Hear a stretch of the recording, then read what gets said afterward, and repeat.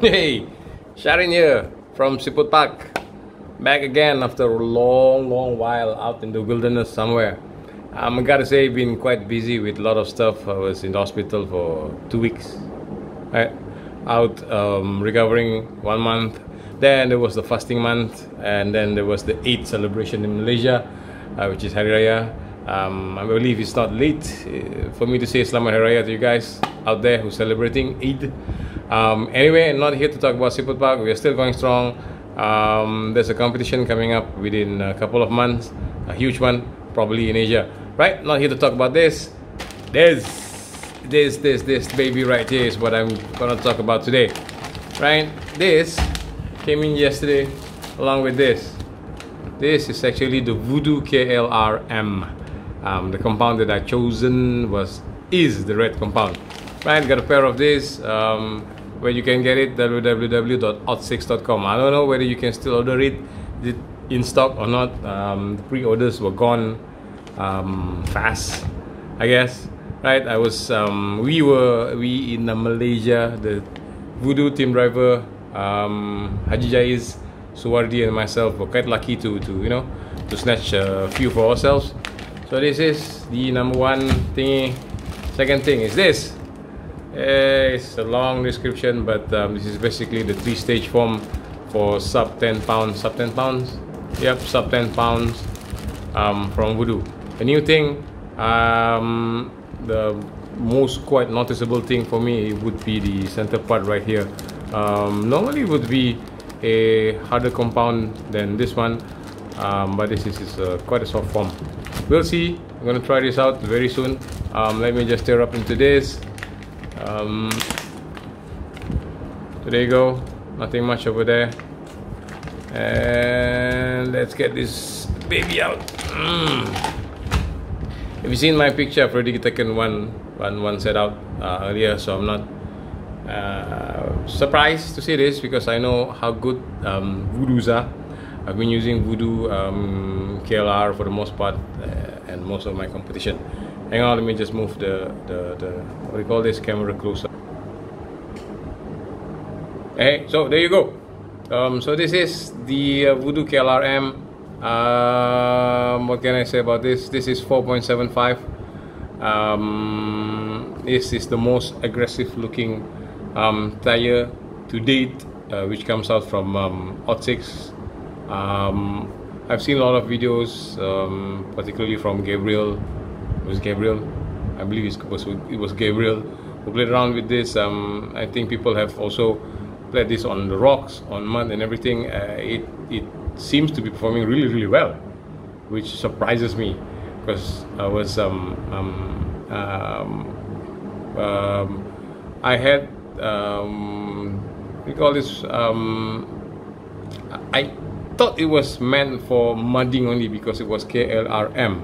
KLR mud, it couldn't be medium, right? So it must be KLR mud, right? It looks aggressive. Some people say it looks like a tractor tires. Who cares, right? It looks aggressive. What else can I say about this? We, particularly in Malaysia, were very excited about this one because our terrain that we're playing is predominantly dirt, mud, and everything in between, right? So this should be a good fit to our climate. Anyway, so let's continue on with this. This is 4.75 tall. Let me read the description over here. This is, where is it? I forgot my glasses. Damn. This is 1.9 by 1.8 by 4.75. I don't know whether you can see right there. I don't know why my lighting is not good. This good today. Anyway. Right, so as always, the compound is very soft, it's very sticky, and as always, the sidewall support is superb. The ribs over here are always on the dot with Voodoo. You always know that, right? So anyway, coming back to this, the threads are very aggressive. The side pattern here is also aggressive. It looks like it can grab on everything. Let me just grab my two other Voodoos, which are the KLR OG and the X4. Hang on. Okay, there you go. So this is the KLR OG. If you can see, the KLR M is almost as wide or as wide as the KLR OG, but it is as tall as the KLR, as tall as the X4. So the KLR M is as tall as the X4 and as wide as the OG. There you go. That's a mouthful for me. Can you see that? That's the comparison. 1, 2, 3. The most significant thing about this, apart from the size, is the side support. I mean, the what do you call this? Same. What do you call these things? Can't remember. The thread over here, the thread pattern over here on the side. It looks like it can grip everything, right? If you can see here, there's none on the X4 and there's none on the OG, right? So this should give me a lot more advantage on the rocks and everything. It looks like it can grab everything. You see that? Anyway, what else can I do? Okay, I will wash this first. I need to install this because I want to try this out tomorrow. I'm going to install this on my Krait from Boomracing. This is both Krait. This is the super easy wheels for you to play around with. It's very versatile. It has a few colors. I only have the gold one right now. I've already ordered another one of this in black, but it's somewhere still on its way from Hong Kong to Malaysia at this moment. So I can only use this because I'm not going to use the X4 for the upcoming competition. I want to try this one, right? So hang on. So there you go. I got them washed and sprayed some simple green on it just to make sure the release mold are gone. So this is ready, and we've already taken out one of the wheels from the X4. These are the Boomracing Krait, my favorite wheels of all time. Right, so next up is we've got to get this foam out from the plastic bag first. Nothing much to see here. I am just going to get this open. Oh man, what's wrong with me? Okay, got that. Then I got this out. Okay, so a neat trick I learned from Scott McKee years ago. I saw in one of his videos. A couple of years ago, I think Matthew Othman and the gang always do live videos. What happened to that, Matt? I remember that they would play around in Matt's garage or wherever, you know, and that's where I learned about this trick. So the easiest way for you to get the foams into the tires is just to align these two together right in the center. You have to turn the tires inside out first. So pinch these two together. If you can see right here, I'm pinching these two. Pinch these two together, and let me get this in. There you go. That's all you need to do. Then just wiggle them around for them to settle down. This is the first time for me putting in this 3-stage form. Gotta see where they sit it properly. Hang on. Alright, I think I got the form sitting properly in there. The next thing I would do is to insert this middle ring first.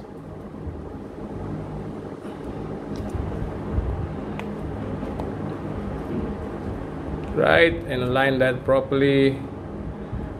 Top and bottom part. Let's see, I'm not aligning it properly. Hang on. There you go. There you go. There you go. Gotta get those things. Anyway, this is how do I do this? Okay, now I remember. So I put one of the sides first. So I think I'm going to put the outer sides just like there. Align the rings properly inside there and get this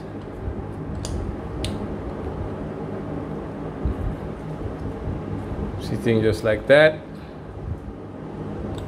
Forms very much well seated. Okay, so the next thing I would do is I would just eyeball this. Oops, sorry.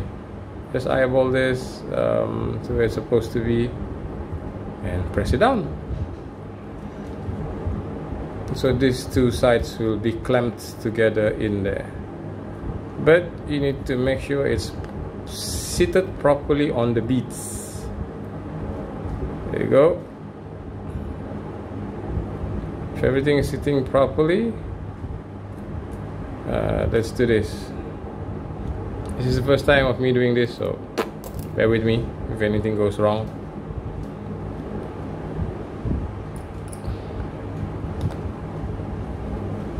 I'm just gonna lightly thread over there. There's one. There's number 2. And there's number 3.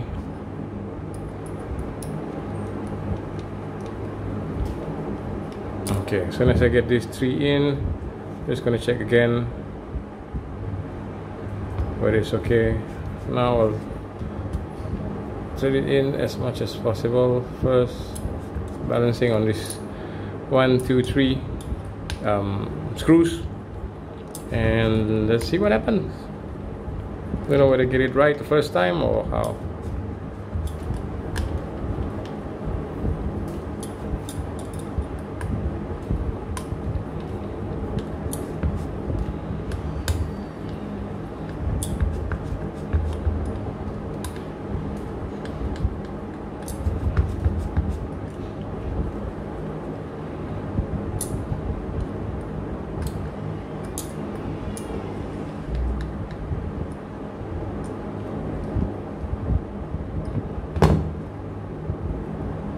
Did I get it? Did I get it? Okay, got it. Got it at first go. So, it's that easy when you're using Boomracing Krait. I keep on telling all the other guys the Boomracing Kraits are the easiest wheels to put on. Nobody believes me. And I keep on showing videos. It's not that expensive. And it works really well. I've been using Kraits, I think, for as long as it has been in the market. Right? Thank you, Jason Sang, for providing me with all these Kraits. So there you go. Mounted. It looks even nastier when mounted. Can you see? The lights are not that great. Let me just pull this lights over here. Is that better? Hell, a lot better. Why didn't I do that earlier? Anyway, so I'm not going to repeat the video again. I'm done with this. I'm just going to continue with the rest. But what can I say? I'll get this tested tomorrow on the rocks, because the next competition will be on the rocks as well in Bentong. So there it is again, the KLR M, in all its glory, the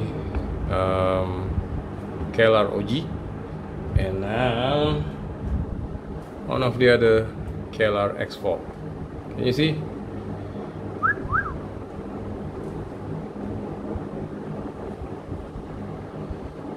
I might need to adjust a few more things here and there, but I believe it's good to go. So wait for my running videos, probably tomorrow or in a week's time. See you guys.